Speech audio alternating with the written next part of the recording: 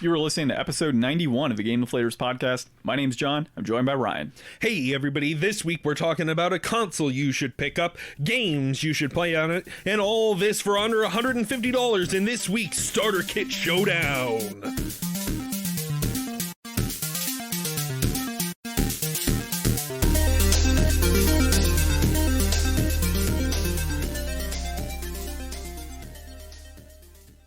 Love the intro, man. So this week we are talking about a special little console that came out in 1994 here in North America, to PlayStation 1. So Ryan and I are going to dig through some lists that we've made for under $150 of video games and the console as well. So really everything you need to start a collection or really just kind of get back to that nostalgia and play some great games. So part of this is obviously giving you guys an informative podcast episode on really how you should spend your money with this console. And the other part is Ryan and I got a challenge. Who has the better list out of both of us? And we're going to leave that up to you guys. You can let us know anywhere online you can find us. You can find us on Facebook, Instagram at The Game Deflators. You can find us on Twitter at Just Game Deflators. You can find us on our own website, thegamedeflators.com. Dude, I don't know if you can leave comments there, but, let us know. Dude, our website is looking perfect. It's looking good. So, definitely visit thegamedeflators.com. And, of course, catch our podcast on various podcast applications such as Podbean, Podcast Addict, Apple Podcasts, Google Play Store, Podcast, everything. Anywhere there's a podcast, you will find us. And if we're not there, let us know. And, of course, leave a 5-star review, preferably 6, but 5 is acceptable. We know that there's limitations out there. There are limitations. We respect you. You can always, Jason over at Corpse Flood Gaming suggested... 2 5-star reviews. Yeah, 2 5-star reviews. 2 computers, 2 5-star reviews. It'd be perfect. Yeah. It'd be perfect. Yeah, just do that. And of course, if the or a 5-star. Well, we don't want a 5 and a 1. No, just do 5. Just 5. So 6, 5, or 10 is the amount of stars. Exactly. All right. Well, let's get started, dudes. So this is kind of in celebration. We got the PlayStation 5 coming out here. We're anticipating sometime in November that it'll be coming out, and. Yeah, so we're going to have about an episode of these launching once a month. So we'll do PlayStation 1 now. We'll have 2, 3, and 4 on little collections. And, I think, Ryan, when we get down to the PS4 one, we'll probably get to a point where it's like, let's just figure out the games and the console separate. We'll push up that bar, but for the PS1, PS2, $150 seems like a good jumping in point. If you're not a game collector... welcome to the podcast, and we're going to give you a good idea of $150, what kind of, it's not going to be the PS Classic. So everybody who's thinking about the PS Classic already and jumping in the comments early, hold your fingers back and just wait up, because most of the games on there are way too expensive to buy. We're living in an unusual time where games are very expensive to buy used. And, that can be tough as a collector. So where is your money best spent? And in talking about this with each other, we've both come up with separate lists. But first, let me start with a question, John. What do you remember about the PS1? How did you kind of start off with this console in your life? So for me, the PlayStation 1 I went from Super Nintendo. So I was a Nintendo boy, right? So I went from Super Nintendo, enjoying that, playing NES games at my uncle's house, really having a good time with those consoles, to seeing another uncle of mine buy his daughters a PlayStation 1, and they're sitting there playing Rayman, and they had Final Fantasy going for some strange reason. And some of my classmates growing up at that period of time also had PlayStation 1 consoles. So it got to a point where, while, the N64 was cool and everything, the controller turned me off as a child. Like, I did not want to play that. I went from playing Nintendos and Super Nintendos with this normal controller to, what the hell am I holding in my hand right now? It's kind of funny how 2D the controllers were, and then like all of a sudden you get these 3D handles for the first, like, all of the 3D consoles had like these handles coming off the bottoms of them that nobody ever felt was important before for some reason. Yeah, and it was one of those things, like, I did not like the controller is seriously what turned me off from the N64. So I went from that to, and I know I missed out on a lot of great games, but later on you get more money and you buy consoles. You got them all now. Yeah, now I got everything I want. So I ended up going to PlayStation 1, and I want to say the first game that we bought for PlayStation 1 was, The demo disc. Well, yeah, the demo disc. Actually, yeah. You know what? The demo disc and Croc were the two things that we had starting out. Which demo disc did you have? I recall that demo disc actually having Legend of Dragoon on it. Oh, wow. And it had a couple of Siphon Filter was another one. We actually had a demo disc with Siphon Filter, which is, on my list. And Hot Shots Golf was another one. No spoilers, John. Yeah, right. And then I think, I want to say Gex was on it, but I don't recall. Dude, it's been so many years. I probably still have that demo disc. But yeah, so that's what we played. And my brother played Legend of Dragoon, the demo, constantly. Like, that's all he played. To death. Exactly, to death. And I also had NFL Game Day 98. So I didn't get it like right at 94 because, I got my Super Nintendo at about 94. So that was a few years back. And that's why that demo disc is like Legend of Dragoon, because it's been out for a while. And yeah, so I played a lot of NFL Game Day 98. I do remember at one point I had scratches on my PS1 disc or for that game. And yeah, it got stuck at the end of a game that I played with the Dolphins. And that was it. Like, it just would not go forward. I was so pissed. And that was the last time I played that game. But Speed Punks was during that era for me. So it wasn't like a game I purchased later on in life. Like, that was one that was in my childhood. Check out our Speed Punks. Our Kart Racers episode. Kart Racers episode where we talk about Speed Kart Punks. Racers. And yeah, dude, just tons of games. Final Fantasy VII was one I played later on in life when I had my PlayStation 3. I just, for whatever reason, never did beat it when I had a PS1.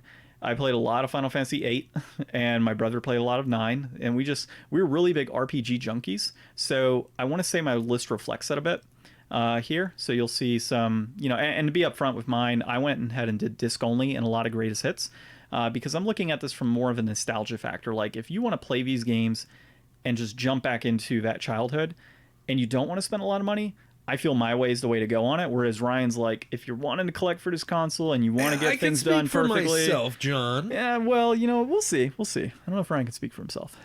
So my PlayStation 1 story growing up, we're very similar in this way. I had a Super Nintendo growing up. I'm pretty sure I only had Super Mario World and Donkey Kong for it. And then at some point I got a PlayStation. Like, I remember having a PlayStation as a child and not really remembering getting it. I mean, I was like 5 when it came out, so, give me a little leeway. But I remember playing my demo disc, which had Captain Blasto, Tomba, what else was on there? Einhander, which is actually the only PlayStation 1 game, or one of the few PlayStation 1 games I own today, and I think the only, used video game I've ever bought offline. I got it a few years ago just to kind of go back and relive those experiences.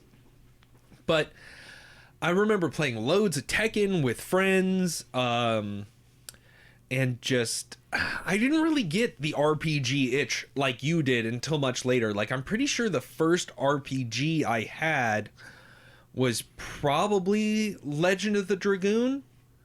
And well, that's a good one to have. Yeah, I never really made much progress with it. Like, I remember so vividly renting Final Fantasy IX multiple times and doing all the intro part until you start to play as I can't remember his name, the Knight. Oh, I forget his name. The only ones I ever remember are Zidane and Vivi. Yeah, that's it. But you're playing as the Knight and you're going through the castle, and there's a door that you can't see because of the view that's at the bottom of the screen, so you have to walk into the bottom of the screen to go out the door. And I must have rented this game 2 times and gotten all the way up to that point and just not known what to do. And it was a weird adjustment because I would go to friends' house and play, some N64, and just, I guess at that age, I didn't really think too deep about games. I just kind of went at whatever was presented to me. I don't remember any real rhyme or reason to what I wanted to rent when I rented it. I have really strong memories of Acro the Acrobat for some reason, yeah. But I probably only rented that one time. Or there's there's like a Jersey Devil game. Yep. 2. Mm-hmm. I don't know about 2, but I know about Jersey Devil. What, Jersey Devil? Yeah, and I remember playing. I had Brave Fencer Musashi. That's a good one. That's up there too now. Yeah, and that was an awesome game, but like I never was able to make it very far in games as a kid. They were always kind of like more of a distraction, so I wasn't really like a hardcore gamer at this time. You know, I'd get something from Blockbuster and play it and then go play with some kids and stuff, but well, and here's a crazy thing that I've noticed now as being an adult versus when I was a kid is you start looking back on things like, should I have torn down all my boxes for Super Nintendo, and should I have destroyed my cases for PS1 and put them in normal sleeves, or, you know, like the big sleeve book and stuff. Like, those are all things that I did that now I look back on, like, dude, like, if only I was 5 years older when I picked those up. I would have been picking we had up... bought 2 copies of every game we ever bought and kept one sealed and played the other, we could be millionaires. Dude, you know, it does make you wonder. We could have a much better premise for this podcast if we were both better collectors. Yeah, back then if we were both better collectors. John's making up for lost time with his collection, and I just don't care. I'm just riding John's coattails. He comes in here and borrows games, which, speaking of which, how's Dark Souls going? For anybody who heard last week's episodes, I am in the midst of Dark Souls 3 at the moment for PS4. I'm having a great time. I'm playing a pyromancer. I did screw up real bad this week. I went to go and see if switching the infusion on my deep axe would be better or not.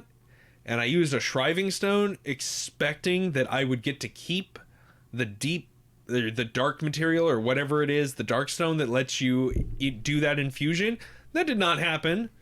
So I ruined my axe and I put a fire enchant on it, and it's only like 3 less damage or 6 less damage, I guess, but whatever. It was still cooler having a deep axe than a fire battle axe.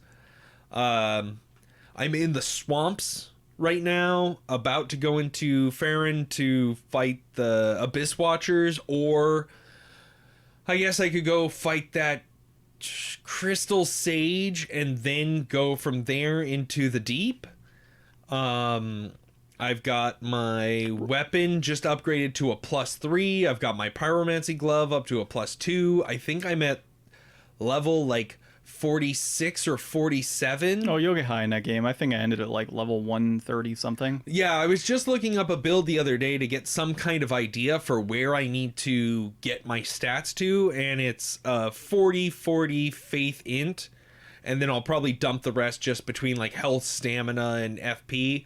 I just found out at the end of my play session yesterday that I needed to use my bone ash shards or whatever to upgrade my Estus Flask. I've been playing at like a level 1 Estus Flask this whole time, and I had like a bunch of upgrades for it ready and waiting to go. So I think I'm in a really good place right now. It's super fun. It's exactly what I wanted. It's doesn't have any of that Sekiro stress, but it still has that kind of like that meaty frustration that you like.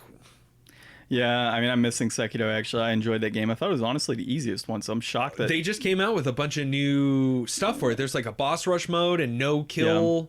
Yeah, there's a boss rush mode, I think, where you can go back and do some old battles. And then just quick update on what I'm doing. I'm still playing Ghost of Tsushima. I did jump back into Yooka-Laylee and the Impossible Lair. I finally got that right for once on the episode. So Ghost of Tsushima, enjoying it still. It's a blast. I still think it's going to be my game of the year. Last week I finished up on chapter 1, moved into chapter 2. I'd say I'm maybe a third of the way through chapter 2. I can see where some stuff is getting a little monotonous, like having to go through and do similar missions. But that is broken up by the fact that I can do special quests and such. And on top of that, they just recently released a lethal mode on there, which is harder than hard. And it's hard. Like, it's difficult. I got in one battle and it took me about 100 tries. And it wasn't, because, John played it all the way through and he sucked, at the very last minute, and then obviously I had to start over. No, it was like one-shot kills type of stuff. So it's getting used to that. I mean, that's now. what lethal means, right? It's crazy hard, actually, in certain battles. Now, standard story mode, now it's still an easy game. In fact, you're juiced up a little bit with your hits, and the enemies take more damage, but you take more damage. So it's kind of one of those things of like, as long as you can perfect parry and dodge with no issue, you're going to not have a problem. So I haven't really had too much of an issue outside of those mythic battles and duels. And that's it. All right, man. So jumping into it, I'll go ahead and start. We had two options here. Ryan decided to go with, I think, was it the Slim PS1?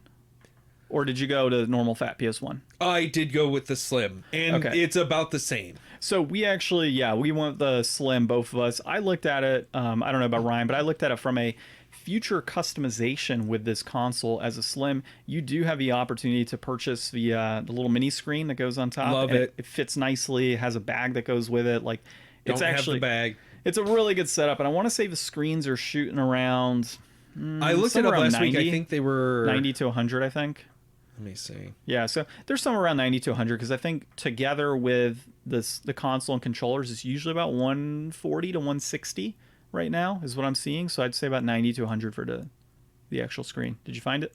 Yeah, PS1 screens looking for. I mean, they were like 150 bundled. Yeah, maybe depending on. And this, whoa. They go for quite a bit. So I looked at it from that perspective of portability and the fact that you can have this thing with you on road trips if you ever wanted to. I mean, who takes a PS1 on a road trip anymore? But you do have that opportunity to do that type of stuff with the slimmer console. And you could probably put a screen on the fat one too. I'm not sure about that. It's not something I've looked into, to be honest. I've just always recognized a slim one with a screen. Okay, so that being said, Ryan, let's start going through the list here. I'm just going to go top to bottom. My entire list was 10 items, disc only. I did throw in some greatest hits, and I'm looking at 99.73 for mine, which would actually put me over a little bit. It's going to put me at 159. So really the way I would look at this is take off one of the $10 games or two of the lower end games. Or just, try to get a better deal. Yeah, exactly. All of this should be about $150. Yeah. So, all right, the first one, man, I've got Hot Shots Golf 2.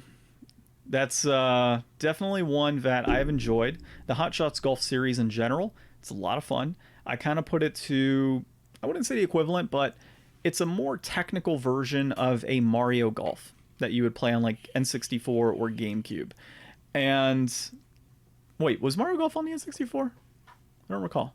I don't know. I've never played any Mario Golf. Is. I think it is, but if not, correct me if I'm wrong on our, Instagram or something. But it definitely is on the GameCube, and I put it to that level. And so not Mario Golf, Hot Shots Golf 2, I would say at the $7.18 price point, you're looking at a good quality golf game that's not going to be boring. It's going to have its quirky characters and special abilities and things that you do, and it's fun. Like it honestly is just a fun sports game. As sad as it may sound with it being golf. My next one is kind of going to be in that realm of nostalgia in a sense, dude. So Siphon Filter was a great game. It's $4.75 loose for a standard copy, not greatest hits. So I probably could have gone even lower on that. And it's just a blast, man. It's like it's kind of like in that same style as Metal Gear Solid, in that same type of format. And it's just a general great series, and I enjoyed my time playing that game years ago. It's probably been honestly 23 years since I probably booted that game up, but I remember having a good time. The next one here is going to be Need for Speed 3 Hot Pursuit.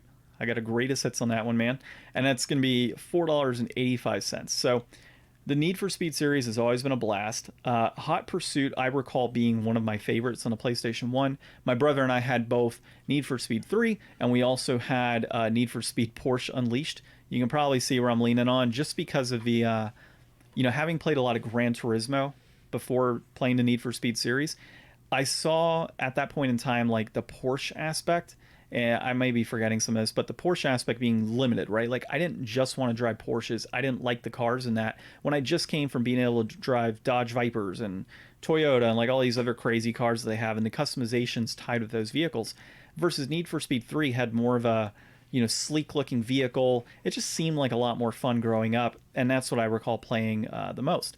And so, at $4.85, I mean, come on.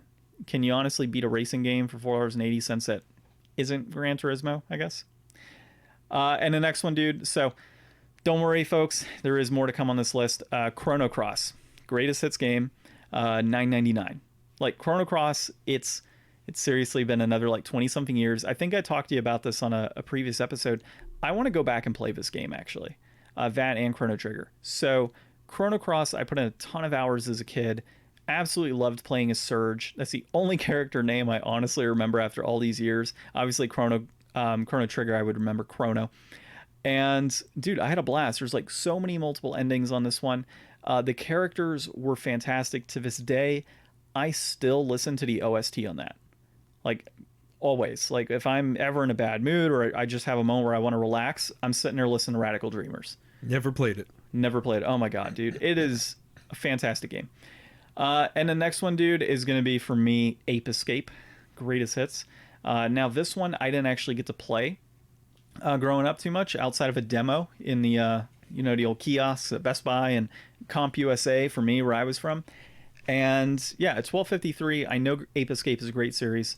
I have played a little bit of it to get the feel of it, and dude, I enjoyed it. So we'll see if you got that one on your list. This is the first game on your list that I've actually played, and I think Ape Escape stands out to everybody as the game that taught you what R3 and L3 were as buttons. You know, because what? like until the Rumble came out or the DualShock came out, like who would have guessed? I just heard this on a podcast last week too. Like, who would look at a controller and assume that those were buttons? Like, that's some of that game literacy that we've had built into us since, this game came out. Well, and my wife recently, she didn't know. So she's playing, I want to say it was God of War that she was playing. Mm-hmm. And it came up with like hit L3 and R3. And she's like, what the hell is L3 and R3? I'm like, push the analog stick. Oh, those push down. Well, like, now that they've got the underbelly buttons on newer controllers coming out and stuff, like people are going to be way confused. Oh, yeah. It's like L4, R4. I'm like, what the hell's going on? Do we need more L's and R's? Yeah, I don't think we do. Maybe we'll go Z, hit the whole Nintendo route. Go. Yeah. Yeah, and then Z and C. Okay. So I know you played this one, Metal Gear Solid, 1243 on that one for a loose greatest hits copy.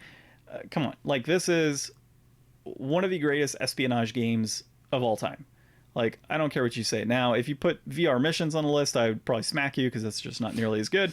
But man, what a game! Like this right here definitely got me into that specific genre. I mean, it was a dynasty maker. Like it wasn't the first, but man, did it establish itself as like a monster. Yeah. And like we're still feeling the ramifications from what happened in that game now. And I mean, okay, so here's my little story of this. I played Metal Gear Solid 1, absolutely loved it. Played number 2 and was like, what the hell is this? Like this just playing as Raiden was not a lot of fun. Now I did enjoy the what is it? The dart gun in that one where you put people to sleep. Never played it. Okay, so I liked that. That's what I recall out of that. And just in case you were curious, I've never beaten the first one. Audience, a shocker. And then for some reason I skipped Snake Eater, skipped the what was it called? Portable Ops and Acid and those. Like I just never played them. And then I jumped into the Metal Gear Solid 4. Man, that game looks so good. I wanted to play that. My friend would not let me unless I played all the rest of them first. That game is amazing. Like that was one of those games. So you know how I've always said I don't buy a lot of games new? The only 2 games I ever bought brand new on the PlayStation 3 that I recall were Metal Gear Solid 4 when it came out. That was a day of for me. And then Resistance I got full price because I had just bought a PlayStation. So it made sense for me to get a game at that point in time, right? But dude, I mean, the cutscenes in that game were phenomenal. The ending cutscene is like one of legend with how long it takes. It's so flipping long. Like you could go make a sandwich, sit down, eat the thing, and the cutscene would still be going. It's like a full-blown movie. Yeah. It's ridiculous. So truly enjoyed that one, and the Metal Gear Solid franchise in general is super solid. So, pun intended. Like a snake. Next one is going to be Final Fantasy VII. That's going to be the greatest hits version. 1571 loose. I mean, look, you can either pay like $60 right now for a black label copy of this game, even more if you get the one with the error on the back. There's like a text error that sits on the case. Oh, really? Yeah, I do have that one actually. So if you grab the 7, I'll show you later. Actually, if you want to grab it now, it's literally like on the back. You'll see, I forget which letters, but it's kind of towards the middle of everything as he stumbles across games. So Final Fantasy VII, we all know it's a solid game. Oh, that's 8, dude. Ryan doesn't know his Roman numerals.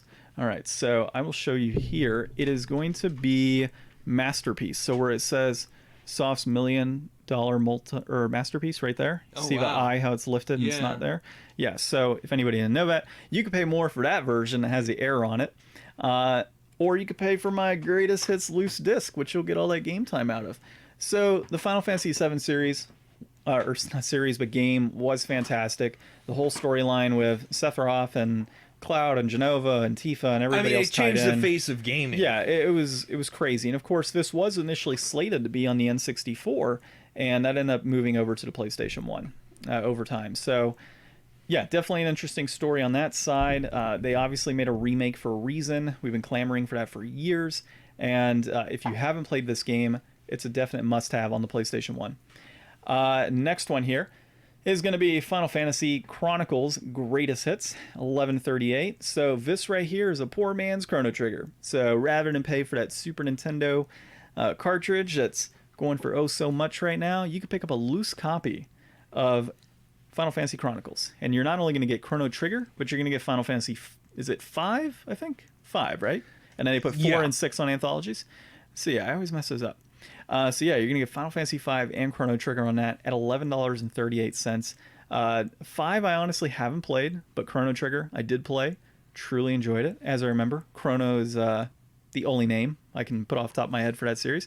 And again, I played that when I was a kid, so it's just not fresh. So I definitely want to go back. I want to play Chrono Trigger all the way through again. It's always been a great game. And everybody that plays it, like, I see so much inspiration on like different Facebook groups and even our own when somebody's like, oh, I just beat Chrono Trigger, I'm just now playing it. And seeing how much they're enjoying it, I'm like, man, I enjoyed it back then. And now I understand so much more in gaming and so much more in stories, and I read things a lot better than I did when I was younger. So am I going to enjoy it more than I did then? And I truly enjoyed it then. And then obviously I'll play Chrono Cross as soon as I'm done with that, and I'm sure I'm going to be able to fix tons of mistakes storyline-wise that I didn't even catch when I was younger for those stories. So, pretty cool aspect on that. Next one, dude, if you got nothing to say on that previous one, is Tony Hawk 2, Greatest Hits, at $9.17. We recently played, was it Tony Hawk 3 on the PlayStation 2, I think? I believe so. Yeah, so we did that in kind of celebration of the remake of Tony Hawk 1 and 2. So Tony Hawk 2, I had a fantastic time with, dude. The school, Venice Beach, you had the initial level, the hangar, where you could find all the secret places, really, grind on the helicopter to blow up a wall and open up a whole different area. Venice Beach with its hobos and graffiti everywhere. The school just had like tons of cool features to it as well. Those are, I think, the only 3. And then, of course, the level builder. So tons of other levels.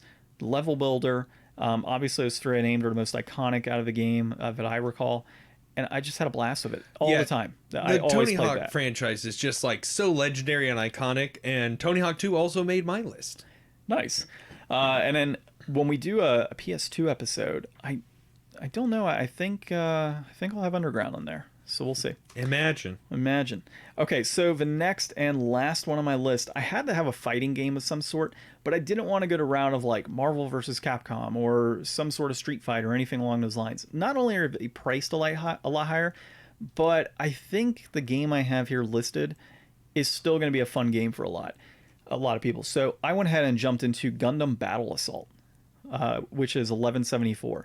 I had a lot of fun with this game. Burning Fingers might be the only move I ever recall coming through. I did enjoy Gundam in general as a kid, watching some of the episodes with Amuro and Char, so a lot of early on stuff. And just this kind of brought in that nostalgia factor of watching the anime, and then, of course, playing the game as, fighting Gundam. So this was a lot of fun. It's a great fighting game. It's super easy to control. It's just a blast. So, that's my list, dude. It is rounded out, like I said, at $99.73. Throw in a $60 console with a controller memory card, you're looking about $159 on average there. And that's, of course, based on like price charting and eBay sold listings. You could probably negotiate better prices or, find some screaming deals on a couple of these. But I mean, that's a solid, respectable list. And I would challenge anybody out there to shame John and come up with a better one. Go ahead. I mean, there's some good ones here. They're not terrible. And of course, some of these are nostalgia, factored in too. Oh, yeah. I mean, you have a great list there, but John, you got off real easy. Because a real collector doesn't buy loose games. A real collector buys their games complete in box. So I've got my list of games he's here. saying this to the man that has a whole bunch of thousands of boxes staring me in the face. All right, you continue. I'm going to sip my New Zealand rum. Continue, please. I've got a solid list here, folks. We already talked about Tony Hawk 2 being a phenomenal game, so I'll just start off there. So complete in box, $10.93. That's actually going to be the second cheapest game on my list. Oh, damn. It only goes up from there, folks, except for one step down. How many games do you have in your list in total? I got 7 games. What'd you run it at total? The whole thing? My total came out to $99.84. So I'm just under, right next to you. Okay, I gotta hear this. Let's see what you got. So the top of my list here, this is just such an iconic franchise, and it meant a lot to me, and especially this game is the one that I remember spending the most time with. Twisted Metal 3, man. That's a solid one. Yeah, and that's 1763 complete in box. It has loads of features. It's definitely like the most realized Twisted Metal. It's got all kinds of options for custom cars with, like, you can change out the weapon loadouts and do different things. I remember spending so much time playing this game. It had to be on my list, especially because I'm not a big racing person. So I had to put at least one thing on there for some people that liked some cars to have some fun on my list. Do you still have a copy of Twisted Metal 3? I don't have, like I said, John, I might have I dropped it. 2 PlayStation games. Well, then you can have this one, sir. Oh, because I got that for $10 not too long ago. See, folks, you can do way better than this, Lise. I have a complete inbox, like, man, this case is, like, super clean, too. Yeah, I might have given you the good one. Yeah, and John got this for $10, so, I just saved $7 on my list. Let me find another game here. Oh, no, it doesn't work like this. Yeah, so, I gave you a cleaner case. Next up on the list, this game is not one that I ever played, but is a phenomenal title nonetheless. You get the scratch one. Is Tomb Raider 2. Tomb Raider 2 is actually, from what I could tell, one of the most beloved of the Tomb Raider franchise, especially on the original console. So I felt like Lara Croft needed some representation as, like, being one of those early icons of video gaming, and also it gives you some, like, light 3D platforming with some third-person action. Like, it's a good genre mix-up. It's got a lot of good music and game feel in it. It's evolved a lot beyond what kind of Tomb Raider 1 tried to do, and from what I could tell, people love especially the tutorial area in this game. It's supposed to be pretty fun and get you really hooked into the game. This next one is going to be weird. I don't know if a lot of people even know about this franchise now, because it's really been buried by the competition. People playing COD, people playing Battlefield. Dude, let's take it back to Medal of Honor. Okay, Medal of Honor was the first-person shooter on the PlayStation, man. I remember... Which one are you talking about here? Is it just Medal of Honor? Okay. Yeah, straight up, man. That's going to be $11.20 complete in box. I remember hooking my PlayStation up, like... You know how on the PlayStation you've got the AV cables and how all 3 of those cables are really close together? Well, on mine, I had my video cable on one side, and then I peeled that way far down the line so that I could plug my other things into my audio into my stereo. Oh, that's cool. So that I could have my stereo blasting. And I remember one time my friend Tony came over, and we were hooked up Medal of Honor, and my parents weren't home, and we just cranked it. And, like, you could go out in the driveway and hear the gunshots. That's crazy, dude. Oh, man. That is a fun game and a good time. I played Medal of Honor more so on the GameCube than I did on the PlayStation or PlayStation 2. And, dude, I had a blast with that game, too. My brother and I played so much multiplayer on that one. I think it was Medal of Honor, is it Frontline, I want to say is the name of that one. I don't recall offhand. But it was a lot of fun, dude. Medal of Honor is a great series. I didn't even consider it for my list. Crazy enough. I don't really know what happened in the Medal of Honor series. I guess it just got buried by the competition. Well, I mean, it was on PlayStation 3. They had it on there. They tried to do, I think, a reboot. I mean, everybody just got so tired of the World War II setting, and I feel like COD was the first one to jump beyond that, and then Battlefield followed right behind them. But Battlefield was always super popular on PC with its big, multiplayer matchups that it already was establishing. So Medal of Honor, that's going to take it for the shooters for me. And then next up, I'm going to go right past your Final Fantasy 9. I'm going to go... Or wait, no. Straight past your Final Fantasy 7 into Final Fantasy 9. Final Fantasy 9, tremendous game. The most expensive game on my list, coming in at 1989, the year I was born. That's honestly not very bad for price point. Not very bad. Not very bad. So Final Fantasy 9 is a beautiful, gorgeous game. It's not as talked about as Final Fantasy 7 or 6. Yeah, but I feel like it pushed the boundaries a little bit on that console because it was one of the later releases. It was the last Final Fantasy to come out on the PS1.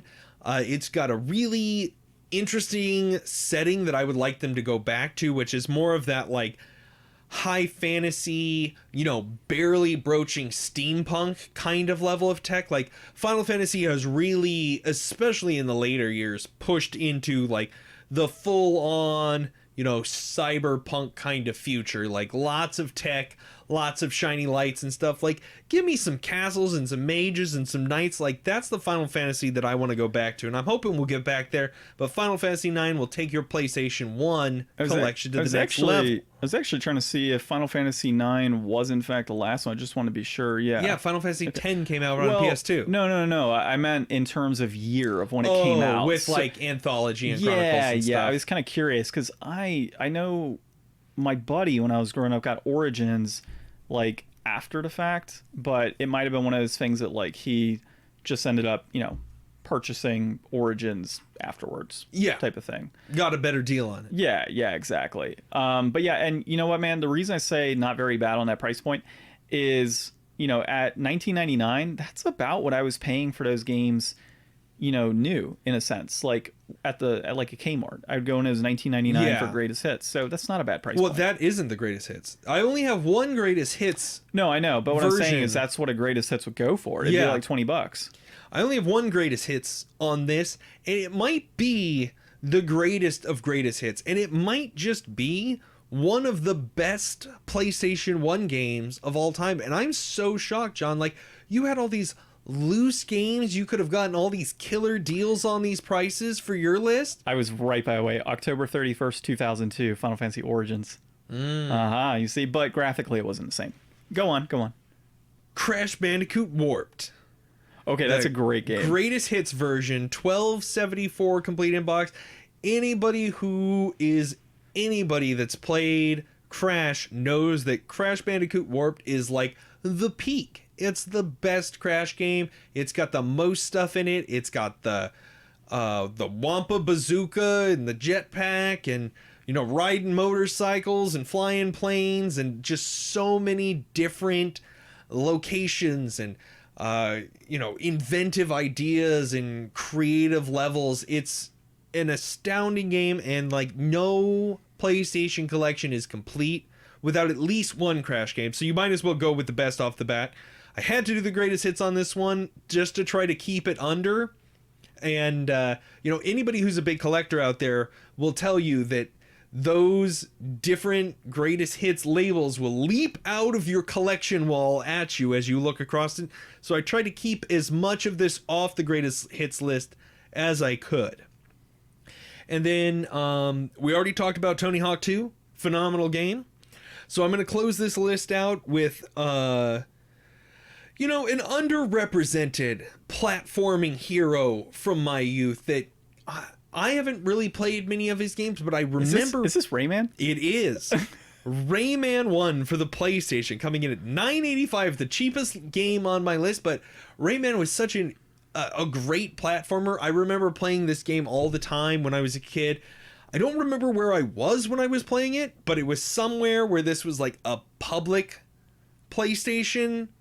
So it's every time I came, I'd be in a different level and have a different whatever. So it's I have no real experience of playing through this game, but I always remember the winding up the fist animation and trying to figure out what's going on, because it's such a kooky game, and I know that it gets really tough later, but it's so imaginative in its design and the character styles and the there's like a whole world that's all like music and instruments and stuff. It's just a whole different direction than I had ever seen like 2D platformers go in.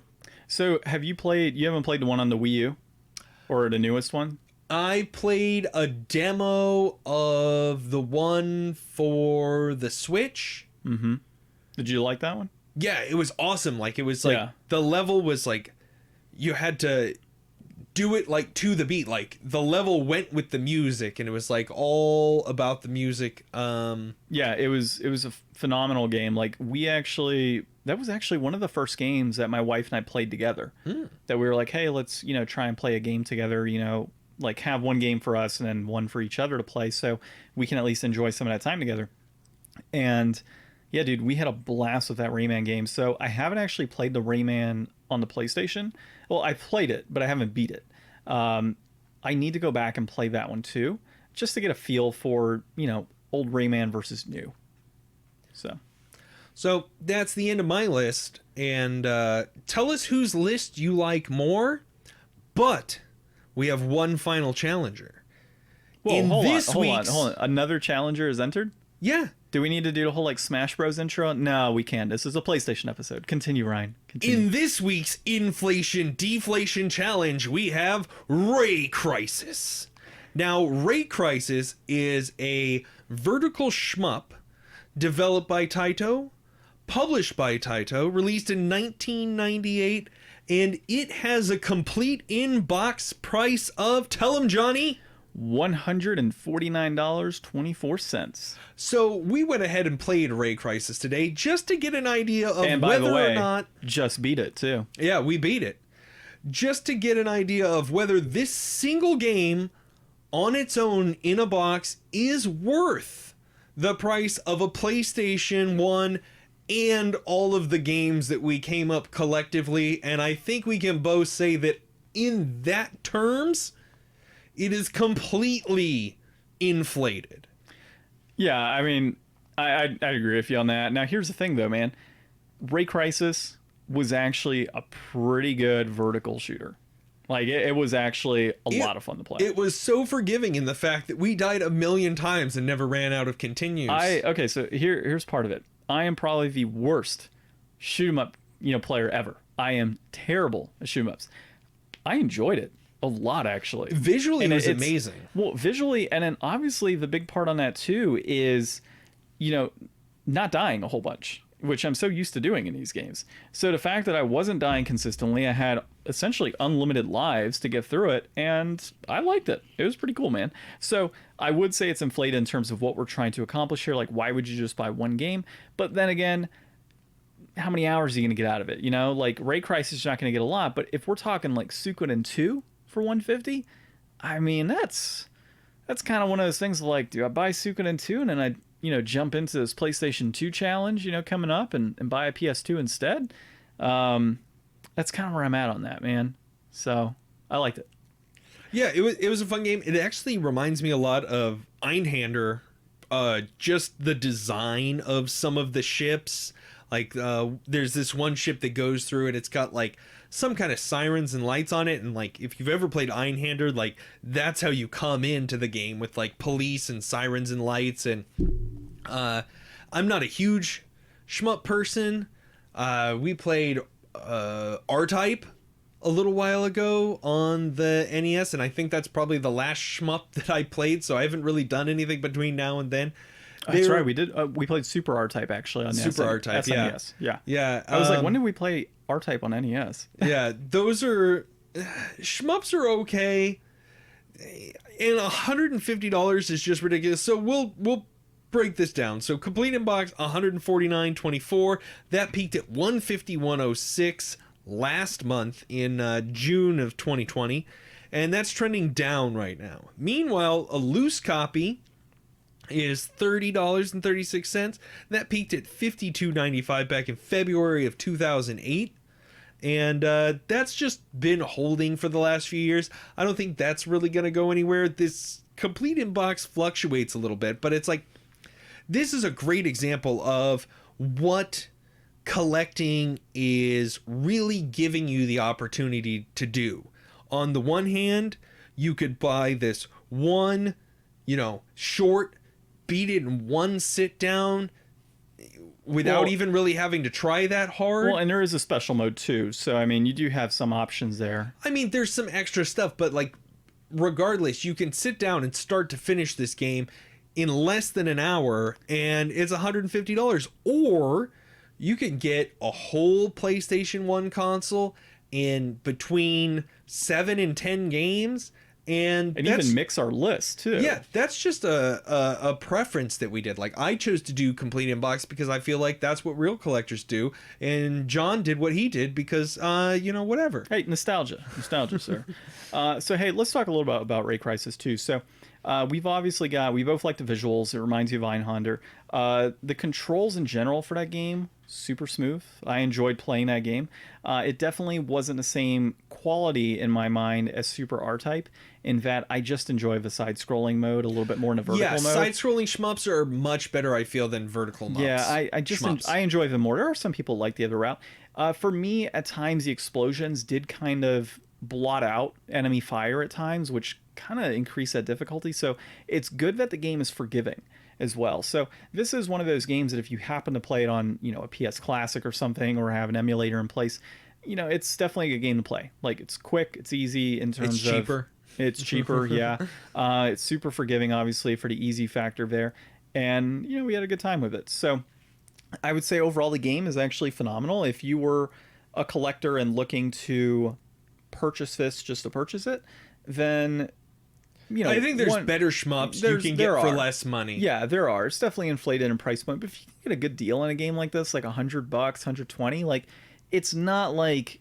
It's one of those collector games. Like, this is a game that only collectors and, lucky people... Or people that really love shmups. That run into it, yeah. Or shmup people. Like, this isn't something that anybody should really feel like they need to have. Like, I feel like you and I both built our lists around, these are the essentials. Like, that's the whole idea of this starter kit idea, is that, $150, you can have, 100 plus hours of awesome, very different games and a new console. Like, if you're... Or an hour of Raycrisis. Yeah. If you're young or old or new to gaming, or just want to get back into this were thick of things. Only an Xbox person up until now for some reason and never played a PlayStation, like, these lists and this episode goes out to you.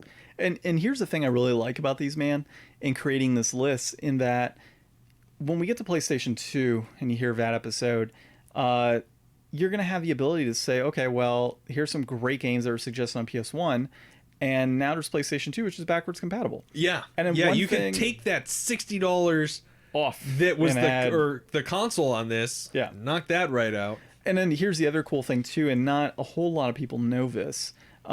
Every single PlayStation 3 is backwards compatible with PlayStation 1 games. So correct. There might be like a few games that don't work on it, but every PlayStation 3 plays PS1 games.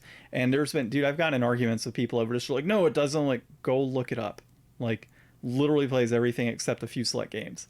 Like, it's crazy. They were thinking about the PS2. And it's something I honestly didn't know until I was working in a game store, and my manager at the time was like, yeah, you can test PS1 games. I'm like, they don't work on this console. He's like, no, they do. Boot one up. And after it was like a revelation, dude, like just that moment struck at that point in time to just know that I could play PS1 games on my couch and not having to stare right in front of a TV anymore.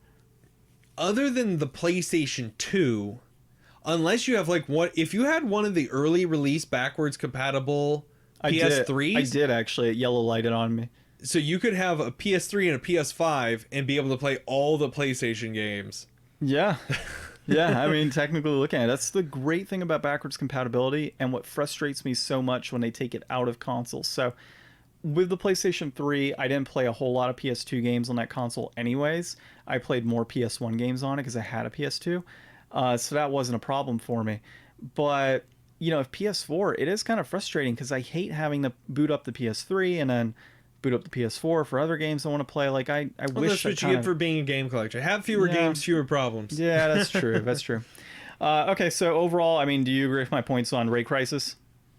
I mean, it was fun while it lasted, but there's just no way that this game is anything but way inflated. Like Ryan's love life, it just didn't last long enough. Okay, so I'm married. I'm celebrating my 10th anniversary tomorrow.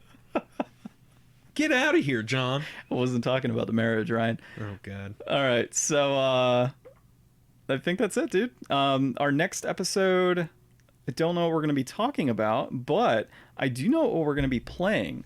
So to give folks a preview, Ryan and I have actually spent some time looking at games. Oh, no, we're not going to play this because we have an episode with the Game Tenants podcast we're supposed to be doing next week. It's going to be great. So don't you love when John starts a sentence with so much confidence and then changes his mind in the middle of it? Hey, you know what? I was thinking, like, we've got this whole Google Calendar now. We've got things set up. And the second I thought Google Calendar and just kind of virtually in my mind went down the list of what I was supposed to talk about, I'm like, Game Tenants. We got them next week. So we're going to be joined by Church and Jason. Love those guys. Yeah, awesome guys. So go check out the Game Tenants podcast. And yeah, I mean, they were great on their show, and we had a good time screwing up their intro. We'll let them screw up our intro when that episode comes up next week, and we'll have a great time. So, that being said, sir, we got to figure out what the hell we're playing next week. We'll talk to them. We'll figure it out. But for now, this has been episode 91 of the Game Deflators Podcast. My name's John. I'm Ryan. And thanks for listening.